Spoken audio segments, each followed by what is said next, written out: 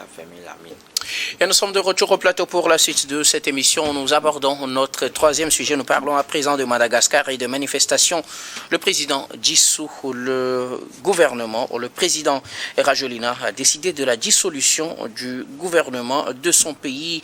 Il déclare: on n'a pas su répondre à vos attentes et parfois même on n'a pas entendu vos cris de détresse. C'est ce que le président a déclaré pour justifier l'échec de son gouvernement. Depuis plusieurs jours, des manifestations sont en cours à Madagascar. Manifestations portées par cette nouvelle génération de jeunes qu'on qualifie de Gen Z, de génération Z. Cette nouvelle génération qui est en ébullition dans plusieurs pays. Elle aura finalement eu raison du gouvernement malgache. Le président a décidé de mettre fin aux fonctions de Premier ministre. Un nouveau gouvernement est attendu dans les jours à venir. Nous en parlons avec nos invités, mais il faut noter que ces manifestations se sont soldées aussi avec une vingtaine de morts, Constant Lemou. Oui, malheureusement, 22 personnes ont trouvé la mort sous les tirs des militaires qui tentaient d'empêcher cette manifestation dont la demande avait été interdite par le préfet de la capitale. Quoi? Antananarive. Bon, d'accord.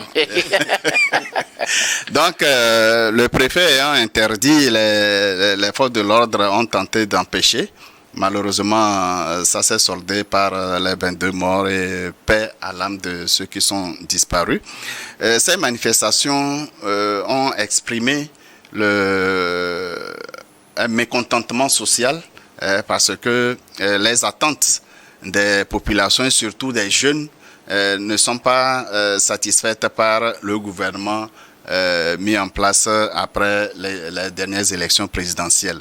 Rappelons que c'est au troisième jour, c'est-à-dire dimanche, que les manifestants ont demandé la démission du gouvernement sous 112 heures, mais déjà lundi, le président malgache a dissous le gouvernement, il a démis le premier ministre de ses fonctions et a dissous le gouvernement. C'est normal parce que les ministres ont dans leur charge de répondre aux besoins des populations. À partir du moment où ce n'est pas fait, c'est normal que le président de la République dissolve le gouvernement et trouve de meilleures personnes capables d'écouter et de prendre en compte les préoccupations profondes des Malgaches, parce qu'il est là pour eux et non pour autre chose. Ce qui est dommage, quand on suit les médias, on croise les informations, il y a une paupérisation très avancée de la population malgache, malgré les richesses dont regorge le sous-sol de ce pays. Là, vraiment, il y a matière à réflexion pour que demain, le Madagascar connaisse un mieux-aller pour le bien-être de sa population. Le président Rajoelina a-t-il sauvé sa peau en dissolvant le gouvernement? Parce que ces manifestations, au-delà de la demande de la démission du gouvernement, commencent aussi par demander la démission du président qui a été tout récemment réélu. Oui, pêle-mêle, les demandes étaient soit tantôt la démission du président de la République, tantôt la démission du gouvernement. Le président de la République a pris ses responsabilités pour corriger, si c'est possible, ce qui ne va pas dans le pays et il a dissous le gouvernement. Une nouvelle équipe se mettra en place et tirant toutes les leçons des revendications de ces différentes manifestations, je pense que les manifestants trouveront une réponse efficace dans leurs revendications. Et à mon sens, la démission du président de la République créerait encore plus de problèmes aux Malgaches que de solutions. Parce que aucun Malgache ne peut aujourd'hui prendre le pouvoir à la demande de ces manifestants pour apporter des solutions magiques. Et puis, le président est élu. Il est élu, il n'est pas nommé. Alors, si un groupe ou bien une couche sociale descend dans la rue pour demander sa démission, alors quelqu'un d'autre prendra le pouvoir, un autre groupe descendra également, trouvera les arguments nécessaires pour mobiliser des gens et demander la démission. Non, quand on perd le pouvoir par la rue, c'est irrégulier. Quand on prend le pouvoir par la rue, c'est également irrégulier. Ce sont les élections qui permettre d'élire un président ou bien de le faire tomber. C'est ça la régularité. Mais le président élu, puisqu'il est élu sur un programme, un projet de société, il a l'obligation de respecter ce qu'il a promis à sa population. Et s'il y a des difficultés, il y a des cadres de discussion où les différentes coachs sociaux professionnels pourront rencontrer les autorités pour échanger sur les difficultés auxquelles sont confrontées les institutions ou du moins à l'économie du pays. Merci beaucoup. Constant Lemon, Louis Kamako, Madagascar. Pour le moment, on n'a plus de gouvernement. Le Premier ministre a été relevé de ses fonctions ainsi que les membres de son gouvernement. Ceci fait suite à plusieurs jours de manifestations qui ont causé 22 morts dans le pays. Le président a décidé de prendre ses responsabilités. Oui, d'abord, ce qu'il faut dire, c'est que les manifestations ont démarré sur la base de problématiques concrètes et quotidiennes. On parle de coupures intempestives, de coupures d'eau, d'électricité. Et d'électricité, ouais. Des problèmes sociaux auxquels sont confrontés pas mal de gouvernements, pas mal de dirigeants aujourd'hui en Afrique. Ça veut dire qu'au XXe siècle, l'Afrique est toujours à la traîne et que les dirigeants n'arrivent pas à satisfaire les besoins sociaux de la population. Donc, vous avez vu que les manifestations ont commencé petitement. Après, en fait, les manifestants se sont reçus sur les réseaux sociaux avec des appels à manifester.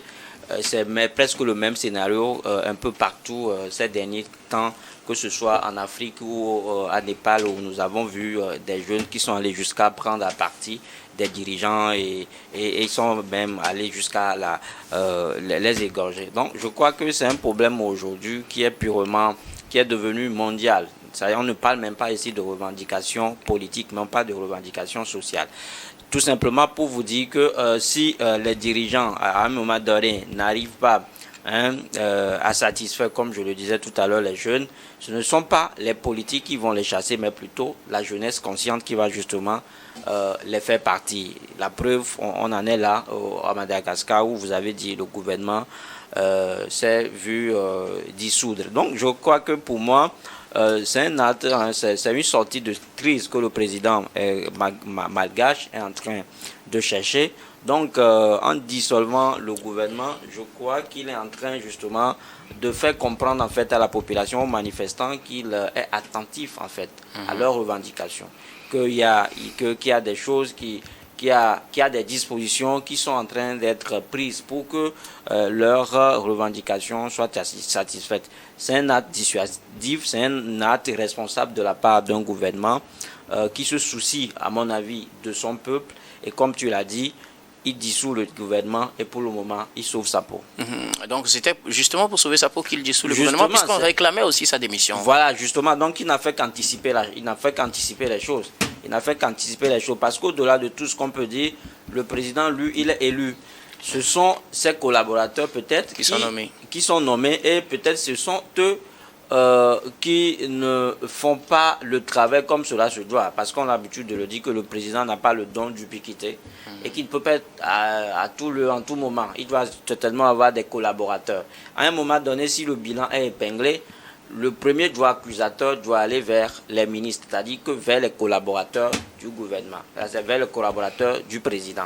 Donc le président peut-être s'est dit, mais il s'est trompé à un moment donné, il va falloir justement peut-être se tabler sur d'autres personnalités. C'est pour cela, selon moi, c'est la raison fondamentale pour laquelle il a procédé par la dissolution de son gouvernement. Alors, quel regard portez-vous sur ce nouveau phénomène, cette génération Z, qui fait des mouvements dans plusieurs pays, un peu partout dans le monde? On en a vu au Kenya, l'année dernière, cette année d'ailleurs. On en a vu, vous avez parlé du cas du Népal. Il y en a actuellement encore au Maroc. Il y en a à Madagascar. Il y en a un peu partout dans le monde, pour ne citer que ces quelques cas. Qu'est-ce qui se passe réellement avec Non, mais cette ça veut jeunesse? dire qu'aujourd'hui, nous sommes en face d'une génération consciente, une génération éclairée, une génération éveillée qui ne demande qu'une seule chose, la satisfaction de ses besoins élémentaires. Quand on parle de besoins élémentaires, on parle aujourd'hui de l'éducation, de la santé et du mieux-être en fait. Si vous êtes dirigeant et que vous n'avez pas une politique adéquate justement pour faire face à ces genres de fléaux-là, donc soupçonner ou bien souffler que je vous dise que votre longévité laissera à désirer. Parce que vous avez une génération aujourd'hui qui est coordonnée, qui est réfléchie, qui est mûrie, qui est mature, qui font des choses de façon éparse, mais de façon coordonnée. Parce que ce qui se fait ici au Togo se passe également au Bénin, se passe également à Malgache, se passe également à Népal. Donc, ce sont des générations qui font face aux mêmes défis. Et donc, si ailleurs, et ils voient aussi les moyens de lutte, la stratégie adoptée. Si aujourd'hui, les jeunes malgaches emboîtent ce pas, ou bien les jeunes en fait malgaches maintiennent la pression de la sorte, c'est parce qu'ils ont vu qu'ailleurs, justement à Népal, le scénario utilisé a porté fruit. Donc aujourd'hui, ils ont juste besoin de copier leurs frères népalais. Et donc, ils en sont là. C'est pour ça que j'ai toujours l'habitude de dire que chaque peuple mérite son dirigeant. Quand vous mettez la pression, certainement que vous allez obtenir gain de cause. Surtout, encore faut-il qu'on nous dit qu'il s'agit en aucun cas, il ne s'agit d'une revendication politique, mais c'est une revendication sociale. Quand c'est social, beaucoup de gens se retrouvent dedans. Parce que quand on coupe l'eau, on coupe l'électricité, en fait, les agences ou bien les structures qui sont en charge de la fourniture d'eau et de l'électricité n'identifient pas les militants des opposants. Donc c'est un problème général qui concerne pour tout le monde. Et c'est ce qui peut-être aurait donné de l'ampleur à ces manifestations. Justement. Manifestations qui se sont soldées pour le moment pour les bilans que nous avons avec 22 morts. Finalement, le président Rajoelina a décidé de mettre fin aux fonctions du Premier ministre en place depuis 2018 et en attendant dans les jours à venir la formation d'un nouveau gouvernement. La génération Z a finalement eu raison du gouvernement. Elle a eu raison du gouvernement, mais est-ce qu'elle compte s'arrêter là? Je pense que les appels à manifestation continuent. Elle exigeait au départ la démission du président. Est-ce que la démission du gouvernement suffira? Peut-être oui, peut-être non. Maintenant, je pense aussi que véritablement elle devrait se contenter de ce geste d'apaisement du président malgache, parce que à force de tirer sur la corde, elle risque de se briser. Le message est entendu, elle n'est pas contente de la façon dont le pays est dirigé, surtout des crises dans le secteur de l'eau et de l'électricité. Il faut que le gouvernement, donc le nouveau gouvernement qui sera formé, s'attelle à régler ces problèmes-là dans l'immédiat et à long terme, les problèmes spécifiques donc à la jeunesse. Je pense que le président malgache a bien agi. Maintenant, est-ce que ça va suffire? On a vu un peu, au Kenya, c'est pratiquement la même chose. Donc, il y a une jeunesse qui n'arrête pas de descendre dans les rues avec beaucoup de dégâts, beaucoup plus de morts comme à Madagascar. Et il y a eu le cas du Népal aussi, qui malheureusement encourage certains jeunes à vouloir chasser le président élu, donc par la rue, ce qui reste une équation très complexe parce que, comme le disait tout à l'heure M. Lemon, on ne va pas accepter qu'un président qui est élu soit chassé par un groupe de citoyens sur des bases des revendications, même si elles sont légitimes. Le président a un contrat avec son peuple à travers les élections, à moins qu'il ait commis une faute assez grave, où il devrait répondre devant des juridictions compétentes qui peuvent décider peut-être de sa démission. Un groupe de citoyens ne peut pas descendre dans la rue et exiger le départ d'un président élu. Maintenant, il y a un message derrière qui a été perçu par le président malgache. Il comprend que la jeunesse n'est pas contente et s'est exprimée bruyamment. Il y a eu quelques dégâts, il y a eu des morts et maintenant il faut calmer le jeu, c'est ce qu'il est en train de faire.